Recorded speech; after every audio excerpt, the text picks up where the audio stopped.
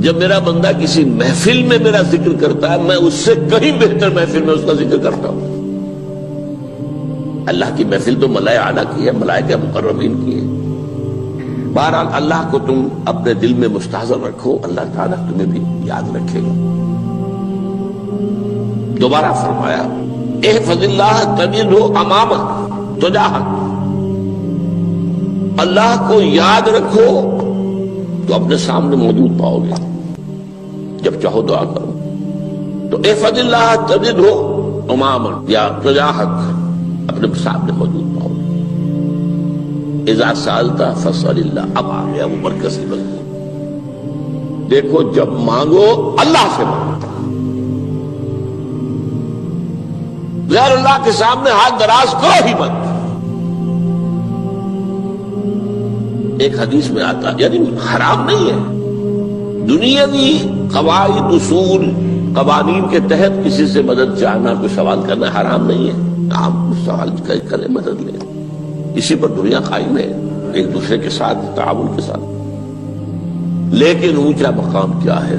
کسی سے سوال مت کرو سوائے اللہ، یہاں تک کہ جوتے باندھنے کا تسمہ تمہیں درکار ہے تو بھی کسی سے مت مانگو، اللہ سے مانگو۔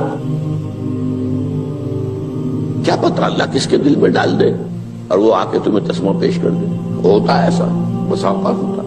جو اللہ کے ساتھ لو لگا کر رکھنے والے ہیں ان کے تو ایسے واقعات ہوتے ہیں کہ دل میں ایک بات آئی اور اس کے بعد وہی بات جو ہے وہ کوئی شخص آ گیا اور اس نے وہ بات پوری کر دی۔ کیونکہ لوگوں کے دل جو ہے وہ تو اللہ کے دو انگلیوں کے مابین جو چاہتا پھر دیتا ہے۔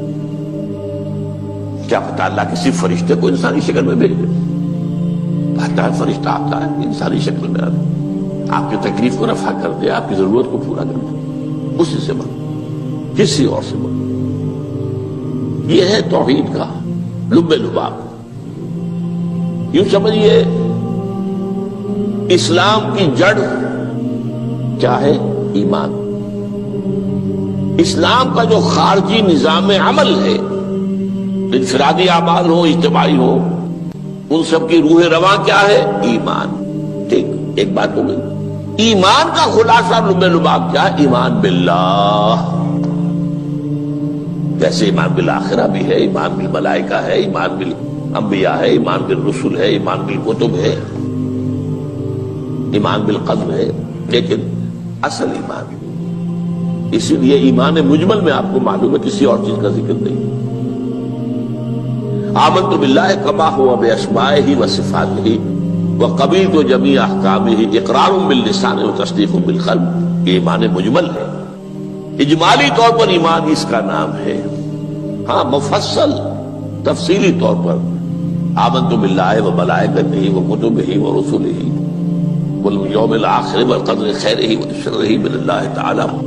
تو اسلام کی جڑ ایمان، اور اسلام کا سارا جو نظام عمل ہے، چاہے انفرادی اعمال ہو چاہے اجتماعی، ان سب کی روح رواں ایمان، اور ایمان کا خلاصہ ایمان باللہ۔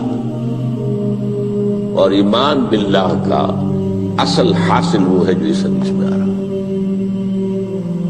اس کے دو ہیں تقاضے، عبادت صرف اسی کی، استعانت صرف اسی سے۔ اس لیے میں نے سورہ فاتحہ کا تذکرہ شروع میں کیا، یہ عبادت کا جوہر ہے، عبادت کا جو ہے یہ ایمان کا حاصل، عبادت صرف اس کی ہے اور استعانت صرف اس سے۔ استعانت ہی میں سوال بھی آ گیا، یہ بھی مدد ہے، آپ کسی سے کچھ مدد مالی چاہ رہے ہیں یا کوئی اور مدد چاہتے ہیں، کسی کام میں مدد چاہتے ہیں، جیسے میں نے کہا تھا کہ سفارش کرانا چاہتے ہیں، بھی مدد ہے۔ وَإِذَا اسْتَعَنْتَ فَاسْتَعِنْ بِاللَّهِ، اور جب مدد مانگو صرف اللہ سے مانگو۔ اور وہ سارے الفاظ یاد کر لیجیے، استدعاء، استعانت، استغاثہ، یہ جو غوث اعظم سے استغاثہ کیا جاتا ہے یہ تو شرک ہے۔ استغاثہ اللہ سے، دعائی اللہ کی، اس اعتبار سے استمداد، استعانت، استدعاء، استغاثہ، یہ سب اللہ سے، صرف اللہ سے۔ عبادت صرف اللہ، ایاک نعبد، اور استعانت صرف اللہ سے، مانگو صرف اللہ سے، مدد طلب کرو صرف اللہ سے۔ اور جان لو اگر تمام لوگ جمع ہو کر تمہیں کوئی فائدہ پہنچانا چاہے نہیں پہنچا سکتے، الا بشیء قد کتب اللہ لک وان اجتمعوا علی ان یضروک بشیء لم یضروک الا بشیء قد کتب اللہ علیک. اگر سب مل کر چاہے تمہیں کوئی نقصان پہنچا دے نہیں پہنچا سکتے مگر وہی کچھ جو اللہ نے تمہارے لیے لکھ دیا. اب بتائیے خوف کی جڑ کٹ جائے گی کہ نہیں؟ یہ جو ایمان جو ہے یہ خوف اور حزن دونوں سے نجات دلانے والی بات ہے. جو حقیقی مومن ہے وہ اللہ کا ولی ہے. حقیقی مومن وہ اللہ کا ولی ہے. اور الا ان اولیاء اللہ لا خوف علیہم ولا هم يحزنون. یہ اولیاء اللہ کو علیحدہ مخلوق نہیں ہے, کوئی ان کے سر پہ سینگ نہیں ہوتے, انسان ہی ہوتے ہیں. لیکن حقیقی معنی میں مومن ان اعتبارات سے جو آج ہم پڑھ رہے ہیں ایمان اس درجے کا پہنچ گیا تو اللہ کا ولی ہے. اور لوگ بڑی خوف کس بات کا ہوگا؟ کس سے خوف کروں؟ اس کے ہاتھ میں کچھ ہے ہی نہیں. اور اگر کچھ اللہ نے میرے لیے لکھ دیا وہ آ کر رہے گا, چاہے میں لاکھ گڑ گڑاؤں تو اس کے سامنے مجھے چھوڑ دے. اگر اللہ نے لکھا وہ آیا وہ تو آئے گا, تو کاہے کو اس کے سامنے گڑ گڑانا, کاہے کو جمبسائی کرنا اس کے سامنے. اور کسی کے ہاتھ میں کچھ ہے ہی نہیں, میرا خیر ہے ہی نہیں, کاہے کو خوشامد کروں اس کی. اور سنیے رفعت الاقلام, دیکھو نوجوان قلمیں اٹھا لی گئی ہیں, وجفت الصحف, اور جو رجسٹر ہیں صحیفے ان کی سیاہی خشک ہو چکی ہے. یہ ہے وہ اللہ کا علم, اس میں ہر شے لکھ دی گئی ہے, اس کی قلم اٹھا لیے گئے. جیسے آپ کو معلوم ہے امتحان ہوتا تھا 3 گھنٹے ختم ہو گئے, اسٹاپ رائٹنگ, بس اب قلم رک جانا چاہیے. وہ قلم تو تقدیر کا کاتب جو ہے وہ قلم اس کا اب اٹھا لیا گیا, اور جو صحیفے جن پر لکھا گیا وہ خشک بھی ہو گئے. یہ تو روایت ہے جو امام ترمذی نے جس کو روایت کیا, یہ متن ان کا ہے جو ہم نے پڑھا ابھی, اور ان کا قول یہ ہے کہ یہ حدیث حسن صحیح ہے. لیکن یہی روایت اور انہی راوی سے عبداللہ ابن عباس سے رضی اللہ تعالیٰ عنہما اور بھی محدثین نے کی ہے. تو اس میں سے ایک اور متن جو ہے وہ یہاں پر امام نووی نے دے دیا ہے. احفظ اللہ تجدہ امامک, یہ تو پہلا وہ ٹکڑا تھا. وقت جاہد تھا, یہاں امامک ہے, امام مطلب ایک ہی ہے, اپنے سامنے پاؤں گے. اللہ کی حفاظت کرو, اللہ کو دل میں, اللہ کی یاد کو محفوظ رکھو, گویا کہ اللہ کو مستحضر رکھو. ذکر اللہ کے معنی کیا ہے؟ استحضار اللہ فی القلب, یہ ذکر اللہ ہے. جنہیں ہم ذکر سمجھ بیٹھے ہیں وہ ذکر کے ذریعے اقیم الصلاۃ لذکری, نماز قائم کرو میری یاد کے لیے. نماز ذریعہ ہے یاد کا. یہ علیحدہ بات ہے کہ آپ نے 17 رکعتیں بھی پڑھ لی ہو عشاء کی اور یاد آپ کو آئی ہی نہیں کوئی. آپ تو ایک میکینیکل انداز میں جو ہے وہ اٹھک بیٹھک کر رہے ہیں اور آپ کی زبان سے کچھ بھی نکل رہا ہے, تو اس کا آپ کے شعور سے, دل کی گہرائی سے کوئی رابطہ ہے ہی نہیں. وہ ذکر تو نہیں ہوا. ہاں نماز فرض تھی, وہ ادا ہو گئی, آپ کی ایک فرض ادا ہو گئی. تو جنہیں ہم نے ذکر سمجھا وہ ذرائع ذکر ہے. اللہ اللہ, سبحان اللہ سبحان اللہ زبان سے, یہ تاکہ اس کے نتیجے میں وہ ذکر حاصل ہو جائے. استحضار اللہ فی القلب, ذکر کے معنی ہے استحضار اللہ فی القلب. تعرف الی اللہ فی الرخاء, اور دیکھو کشادگی کے وقت میں تم اللہ کو یاد رکھو, اللہ کی طرف رجوع کیے رہو, بھول نہ جاؤ. وہ نہ ہو جو کبھی کہا تھا, بہادر شاہ ظفر کے اشعار میں سے بہت زور کا شعر ہے, ظفر آدمی اس کو نہ جانیے چاہے کتنا ہی ہو فارم زکا, جسے عیش میں یاد خدا نہ رہی, جسے تیش میں خوف خدا نہ رہا. وہ ہے کشادگی کی حالت میں, جبکہ تمہارے لیے کشادگی ہے, اللہ کی طرف رجوع کیے رکھو. یعرف کا فی الشدہ, تو اللہ اپنی توجہ تم پر رکھے گا شدت کے وقت میں, جب تمہیں کوئی تکلیف ہے اس تکلیف کو تم پر آسان کر دے گا. تکلیف تو آنی ہے, لکھی ہوئی ہے, وہ تو آئے گی, لیکن یہ کہ اللہ تعالیٰ اس کی شدت کو ایک ہی چیز ہے جس کو ایک انسان بہت شدت کے ساتھ محسوس کر رہا ہے، دوسرا آدمی اتنا نہیں محسوس کر رہا ہے، احساس کا معاملہ ہوگا نا۔ وہ تو اصل میں اگر انسان کی نرز کٹی ہوئی ہے تو احساس ہوگا ہی نہیں، سرے سے ہی نہیں ہوگا۔ تو اس اعتبار سے اللہ تعالیٰ تمہارے لیے وہ شدت کی کمی کر دے گا۔ وَاعْلَمْ أَنَّ مَا أَخْطَأَكَ لَمْ يَكُنْ لِيُصِيبَكَ، اور جان لو جو چیز تم سے چھوٹ گئی ہے، رہ گئی ہے، وہ ہرگز تمہیں ملنے والی نہیں تھی۔ اب آپ نے کسی ملازمت کے لیے درخواست دی ہے، درخواستیں مانگی گئی ہیں، اپنی سی محنت کر لی، نہیں ملی ملازمت، اب آپ بیٹھے ہوئے افسوس میں، رنج میں، غم میں، فلاں نے یہ کر دیا، فلاں نے یہ کر دیا، وہ فلاں جو ہے بڑی تکڑی سفارش لے آیا تھا، فلاں نے رشوت دے دی۔ چھوڑو میاں اس کو، وہ تمہارے لیے نہیں تھی۔ کاہے کو اپنے ذہن کے اندر یہ کھچڑی پکا رہے ہو بیٹھے ہوئے؟ خواہ آپ شاید سوء ظن میں بھی مبتلا ہو رہے ہو، کسی نے نہ رشوت دی اور آپ سمجھتے ہو کہ رشوت دی ہے اس نے۔ یہ ساری چیزیں جو ساری سیئات، ان کی جڑ کٹ جائے گی۔ وَاعْلَمْ أَنَّ مَا أَخْطَأَكَ لَمْ يَكُنْ لِيُصِيبَكَ وَمَا أَصَابَكَ، جو چیز تم پر آ گئی، لَمْ يَكُنْ لِيُخْطِئَكَ، ہو ہی نہیں سکتا تھا کہ وہ تم پر نہ۔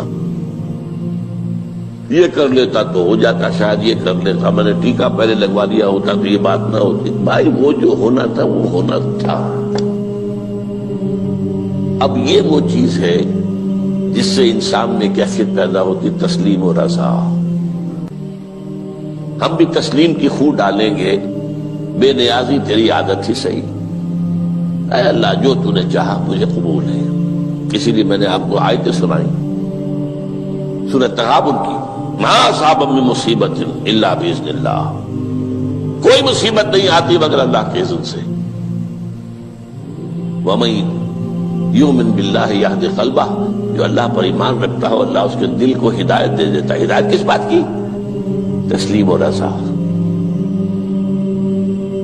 سر دوستاں سلامت کہ تو خنجر آزمائی، نہ شبد نصیب دشمن کے شبد ہلاکت دیگت۔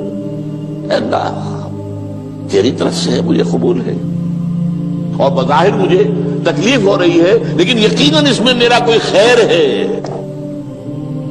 بیدک الخیر، تیرے ہاتھ میں تو خیر ہی خیر ہے، جو بھی تیری طرف سے آئے۔ سر تسلیم خم ہے جو مزاج یاد میں، اور یہ مضمون جو ہے زیادہ بڑے پیمانے پر سورہ حدید میں آیا ہے۔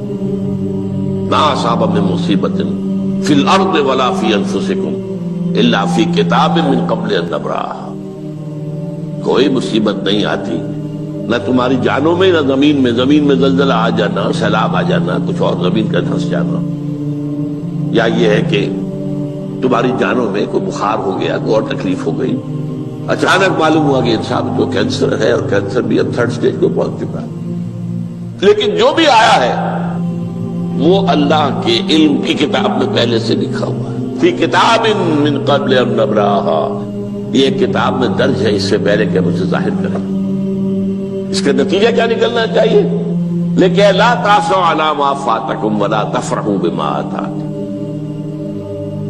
افسوس نہ کیا کرو جو تم سے جاتا رہے، چھوٹ جائے، کوئی عزیز فوت ہو گیا، کوئی موقع ہاتھ سے نکل گیا، ارے بھائی میں چوک گیا، بڑا موقع تھا، اب اس پر افسوس کر رہے ہیں۔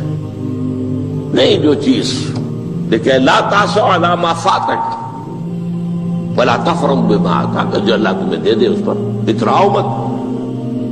وما اصابک لم یکن لیخطئک واعلم ان النصر مع الصبر، اور جان لو اللہ کی مدد صبر کے ساتھ آتی ہے، جو آئے اس کی طرف سے جھیلو، زبان پر کلمہ شکوہ اور شکایت نہ آئے،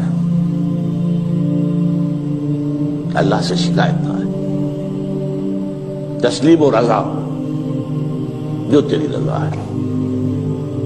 تیری صحت ہمیں منظور ہے لیکن اس کو، مولانا محمد علی جوہر ایک مرتبہ جیل میں گئے، ایک بیٹی بیمار ہوئی، فوت ہو گئی، اس کے بعد دوسری مرتبہ پھر جیل میں گئے، دوسری بیٹی کو وہی بیماری ہوئی، جیل میں اطلاع ملی کہ بیٹی کو یہ بیماری ہو گئی ہے، تو خط لکھا اشعار کی شکل میں، کا آخری شعر یہ ہے، تیری صحت ہمیں منظور ہے لیکن اس کو نہیں منظور تو پھر ہم کو بھی منظور۔ ہم تو چاہتے ہیں میں بیٹی کے تو یہ شفا ہو جائے، اسے منظور نہیں تو پھر ہمیں بتا. وَاعْلَمْ أَنَّ النَّصْرَ مَعَ الصَّبْرِ وَأَنَّ الْفَرَجَ مَعَ الْكَرْبِ.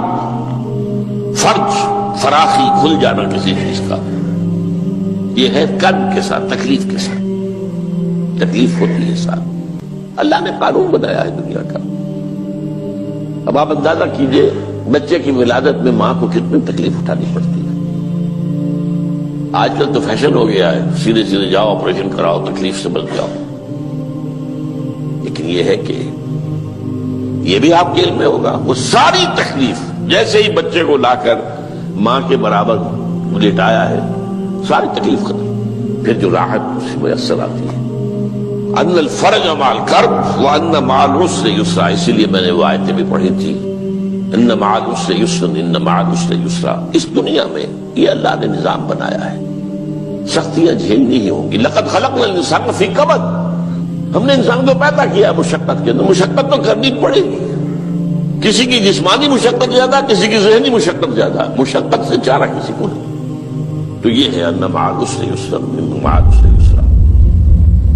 بارک اللہ لی ولکم فی القرآن العظیم ونفعنی وإیاکم بالآیات والذکر الحکیم. زبانی کلمہ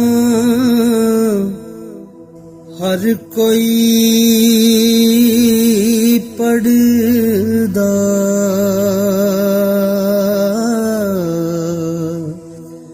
تے دل دا پڑھدا کو